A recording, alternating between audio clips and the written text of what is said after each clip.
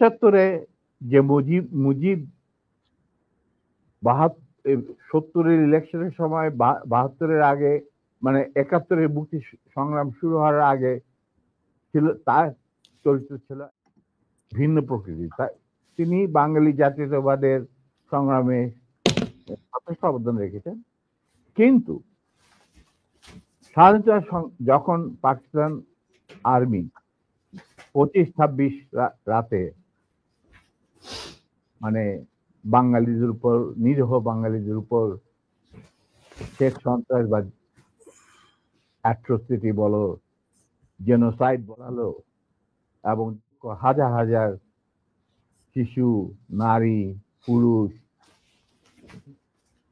প্রাণ হারালো, ছাত্র জনতা কোনো কারণ ছাড়া।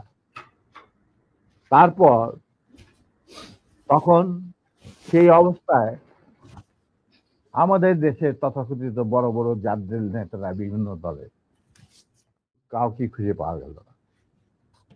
তারা তখন তাদের নিজেদের জীবন বাঁচিয়ে যার যার মতো জায়গায় চলে গেলেন।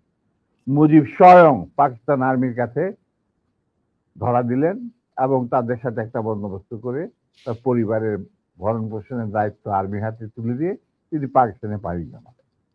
ডাক্তার কামাল হোসেনের সঙ্গে, যিনি ছিল major via media between Mujib and the army junta. তখন সেই দিশাহারা মানুষ বুঝতে পারছিল না বাংলাদেশে তারা কি করবে, তারা কোথায় যাবে, কিভাবে নিজের প্রাণ বাঁচাবে। সেই সময় চিটাগাঙ্গে থেকে ভেসে আসলো মেজর জিয়ার স্বাধীনতার ডাক। আমি তখন পাকিস্তানে চাকরিরত অবস্থা। সেই ডাকে দেশের লোক একটা আলোর রশ্মি দেখলো যে হ্যাঁ, আমাদেরকে এইভাবে মরণের হাত থেকে বাঁচার জন্য আমাদেরকে যুদ্ধ করতে হবে। Simple is that. আর সমস্ত দেশে সর্বপরিসরে লোক বিদ্রোহ সেই মুক্তিযুদ্ধ সংগ্রামে ডাকে সাড়া দিয়ে মুক্তিযুদ্ধ গড়ে তুলবে। আমরাও এখানে বসে থাকুন না, যারা পেরেছি, যাদের সাহস ছিল, যাদের দেশপ্রেম ছিল, যারা পাকিস্তানের আর্মি জান্তাদের নির্যাতন, নিষ্পেষণ, বৈষম্যমূলক আচরণের বিরুদ্ধে জানা ছিল,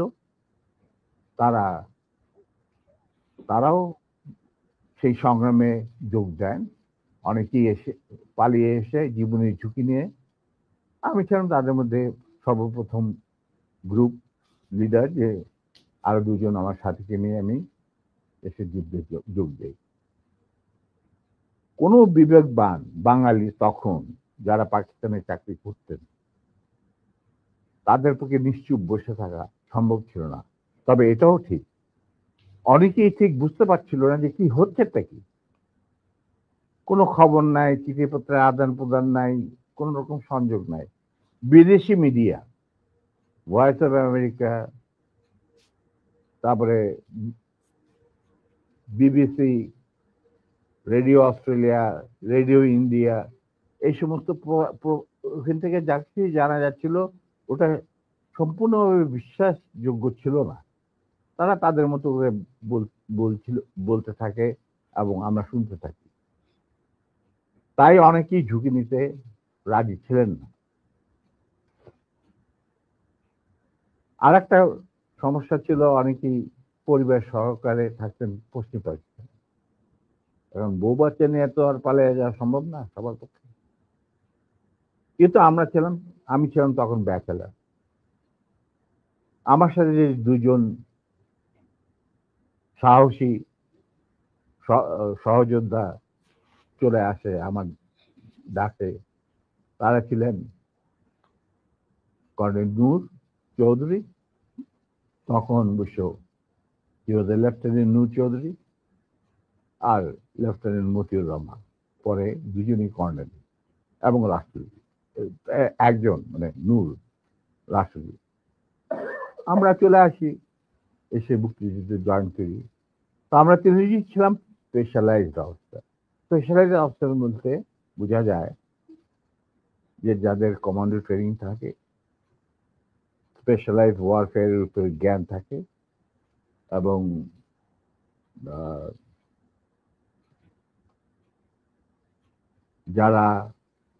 যাদের ইন্টেলিজেন্স অপারেশন কিভাবে বিশ্বজুড়ে চলে সে সম্পর্কে জ্ঞানে তারা অভিজ্ঞতা সঞ্চয় করেন বিভিন্ন কোর্সের মাধ্যমে। তা আমরা ছিলাম তিনজনই সেই ধরনের অফিসার। তাই আমরা জীবনের ঝুঁকি নিয়ে আল্লাহর নাম নিয়ে বেরিয়ে পড়ি এবং অতি সহজেই দিল্লি পর্যন্ত পৌঁছে যায়। এবং সেখানে আমাদেরকে রিসিভ করা হয় সাউথ ব্লকে, মানে প্রাইম মিনিস্টারের অফিসে শ্রীমতী ইন্দিরা গান্ধী, র প্রধান founding father general Uban Singh, D P Dhar মুখ্য সচিব প্রাইম মিনিস্টারের and in charge of Bangladesh affair, এনারা আমাদেরকে রিসিভ করে। তারপর অনেক আলাপ আলোচনা,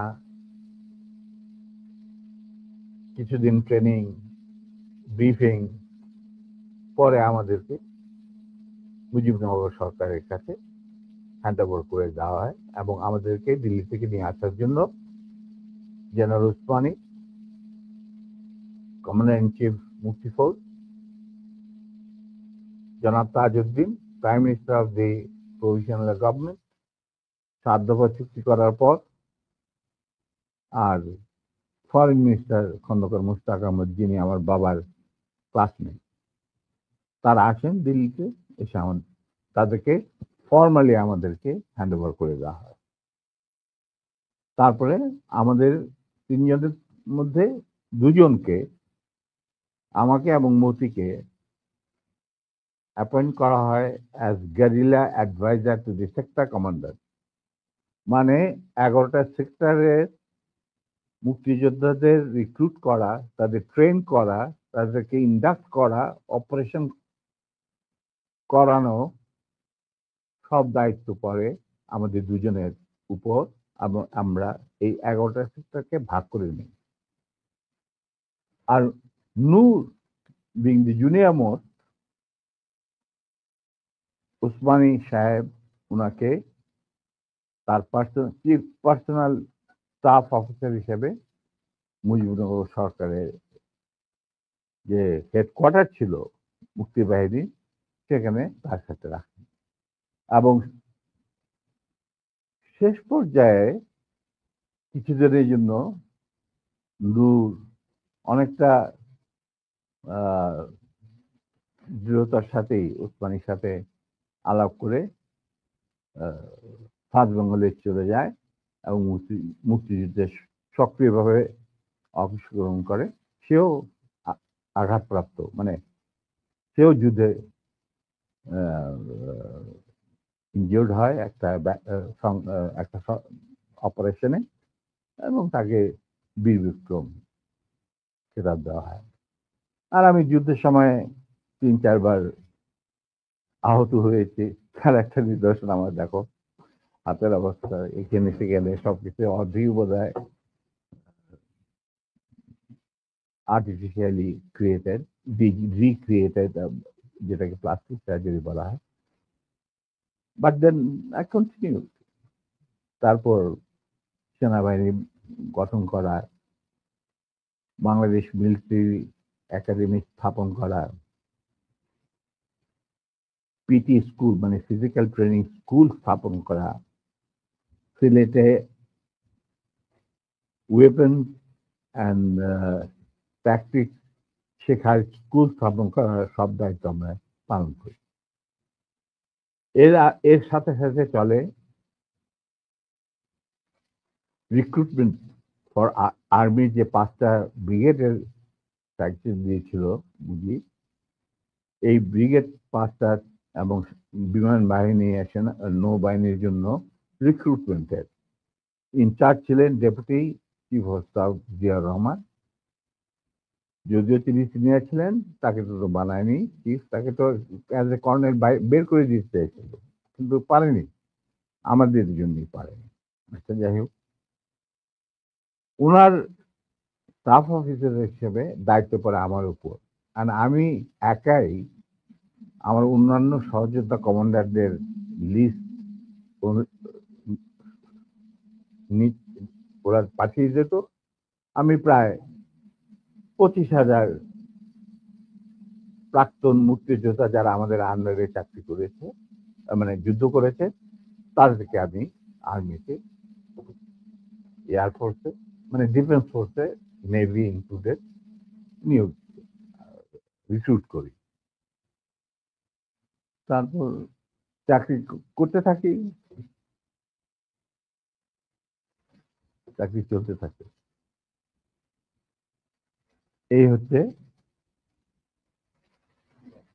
আমাদের স্বাধীনতা সংগ্রামের ছোট্ট সিনপসিস।